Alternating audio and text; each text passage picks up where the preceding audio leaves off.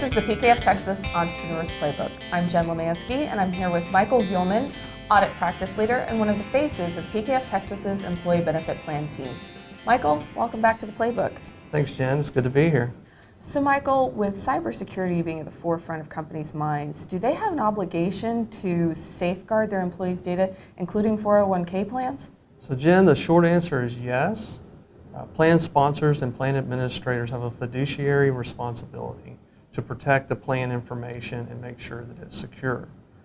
In the U.S., retirement assets are approaching $30 trillion. Wow. And of that, about $8 trillion is defined contribution plans. And these assets are increasingly becoming targets of foreign hackers. So what are some ways that companies can be exposed?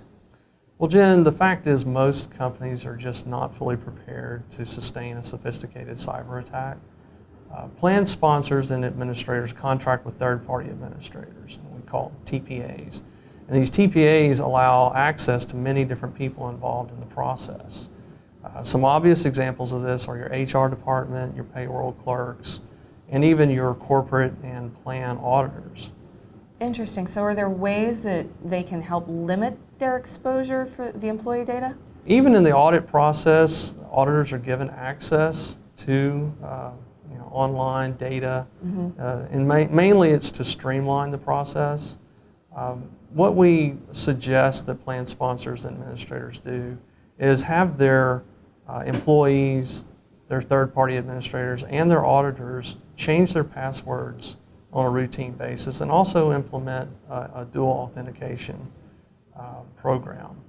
Also, they should ensure that the auditors do not retain the Social Security numbers of the plan participants in their files, and in any files that they don't retain in the audit file should be deleted. And then lastly, they should have their TPA set some time period restrictions on access.